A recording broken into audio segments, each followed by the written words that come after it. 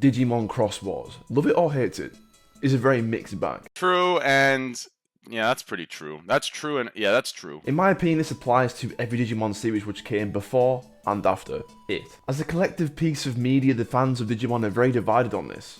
In fact, I even see large groups of fans agreeing with each other, ironically, that this piece of media is objectively bad, those famous words used incorrectly on a daily basis. Now look, I've been rewatching Xros Wars because I haven't seen it in years, and when I did, a long time ago, I begrudgingly binged it in a short space of time, so I can't really remember much. But I'm going back through it, and whilst it isn't a piece of Digimon of the franchise that I would personally run to, and it isn't one of my favourites, for a few reasons, but it is absolutely not objectively bad. And people need to stop throwing around the term objectively bad, because if it was objectively bad, you wouldn't have to agree with people on it.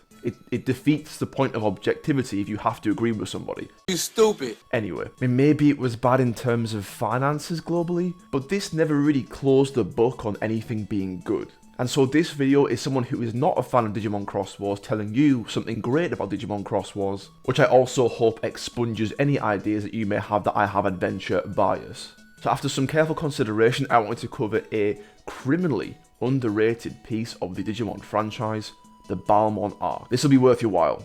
Enjoy the video.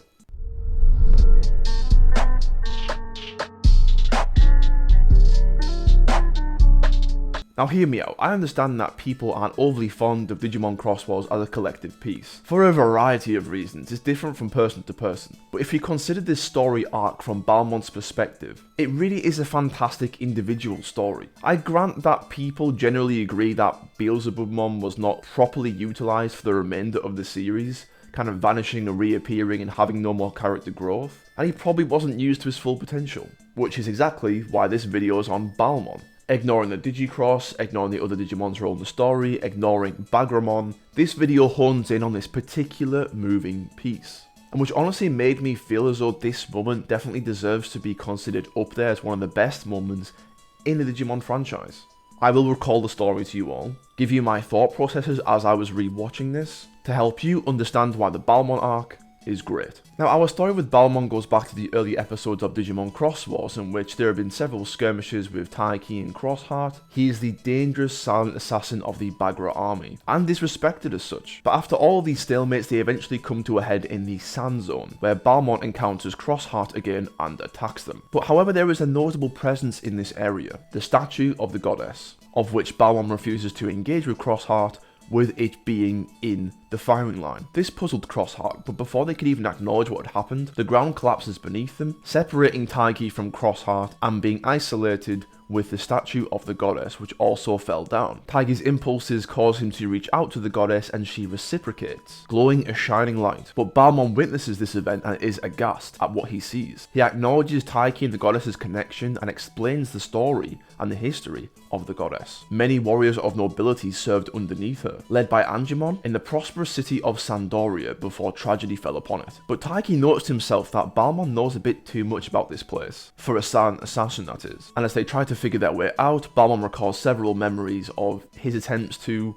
win appraisal from the goddess. And at this point, Taiki definitely realizes that there is more to Baalmon than meets the eye. Taiki and Baalmon encounter several obstacles, of which Taiki's intelligence and soft-hearted genuinity builds this kind of camaraderie between the two. And I believe at this stage, this is why Baalmon was really understanding why the goddess actually reciprocated Taiki reaching out. And notably, no jealousy was shown here. We know that at one point in the past, Baalmon tried to reach out to the goddess and was rejected several times. But Taiki is selected almost immediately, but no jealousy is shown. This naturally goes in Baalmon's favour, and it's important to remember when considering what comes next. Upon diving deeper into the lost world of Sandoria, Baalmon reveals that this tragedy which fell upon Sandoria was down to himself. He recalls several instances when the goddess would not accept his sentiments. Despite Baalmon's determination and amazing growth in power as a warrior, Baalmon admits to resenting the goddess because she essentially was sullying his efforts and tireless training, how dutiful he was, and how much he appreciated Angemon. The goddess was essentially, in the eyes of Baalmon, reducing his entire life and work to dust, and so he harbored these negative feelings. However, Baalmon hopes that it is no coincidence that the goddess reached out to Taiki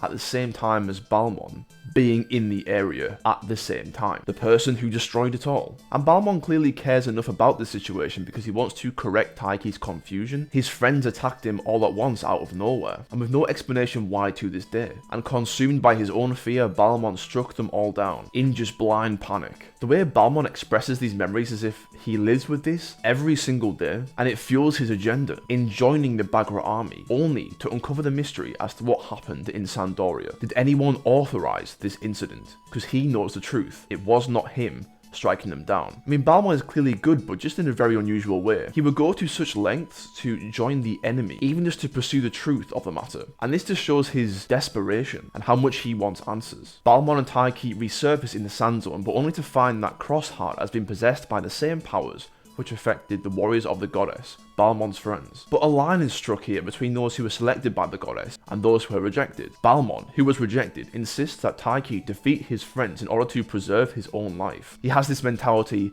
it's either them or me. Whereas Taiki, chosen by the goddess, insists that that is the very last option and will consider everything else before harming his friends, even if it means risking his own life, going to the extents to try to submit Shoutmon on his own, getting injured. And as Baalmon watches on, it invokes feelings of guilt, killing Angemon out of fear so hastily, and not considering any other option to preserve his friends. His loss and failure haunts him even now for those actions. Baalmon discovered that it was Lilithmon who authorized the attack on the warriors of the goddess, and upon realizing this truth, Baalmon sacrifices his desires to be selected by the goddess at all, and merely just wants to avenge his friends. But in typical underhanded Lilithmon fashion, she impales Baalmon as he was engulfed by his own feelings, and the poison from being impaled brings Baalmon down to his knees before he can even fight back. But now Taiki, clearly distressed, and with the advice of the wise Pheromon, uses the power of the code crown he rightfully obtained to bring out the locked away, lost powers of the land, the power of the goddess. As this landscape changes, it creates an altar, which was used in the past to heal the warriors of the goddess who were injured or hurt in battle,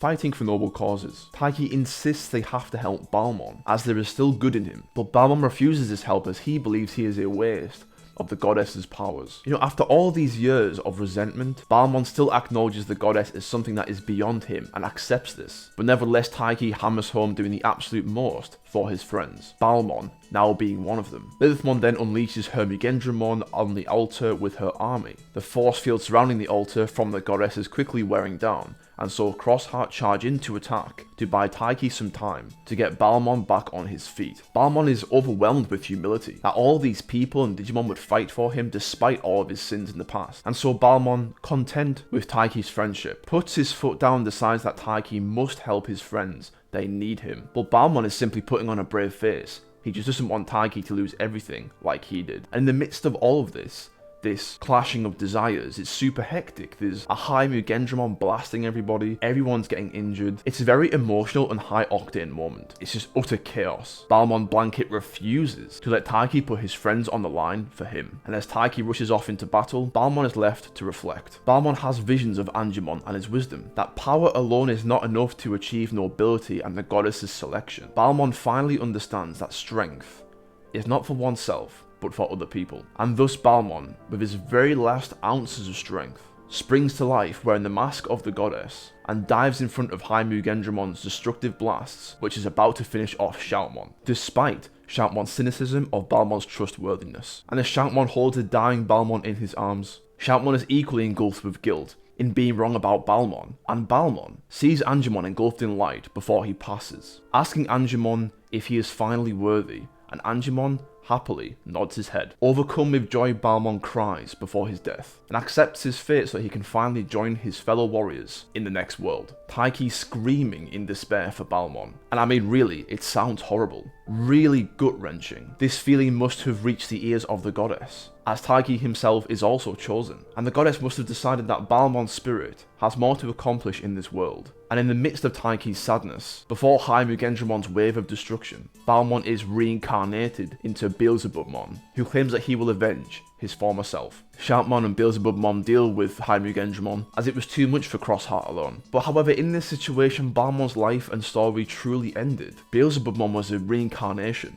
It is a different life, born from Baalmon accomplishing his mission and making amends for his previous sins. And so Baalmon and his story really did die in Sandoria, exactly where his fellow warriors also fell by his hand. From the emotional moments, the OSTs, the voice acting, Taiki and Baalmon both putting their foot down, this anxiety building chaos going on all around them. Baalmon's real feeling of despair and sadness, coupled with this readiness to make a sacrifice for a noble cause, was an exceptionally high quality aspect of Digimon Xros Wars, and I think belongs up there with some of the best moments in the Digimon franchise. No, seriously. Of course I can just recall the story to you and tell you what was great about it, but really, there's no emulating the feeling you get when you come to understand Baalmon. You go back and watch it even as a skeptic, you can't tell me you feel nothing. I have my grievances with Xros Wars still, and I went into this arc being a skeptic, expecting to just begrudgingly grind past this arc to get to the next stage. But I found myself being so compelled by Baalmon's story, the themes it presents to us, and what his existence means. It means that some people, no matter how bad they look,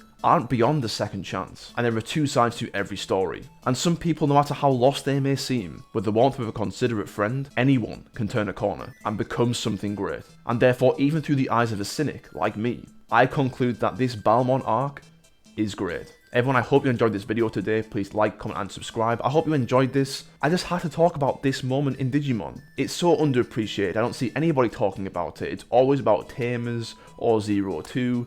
It's kind of not fair that we all have to really miss out on this great story because of this agenda against particular different series of Digimon. But of course, let me know what you think in the comments. I really appreciate your time, but most importantly, take care.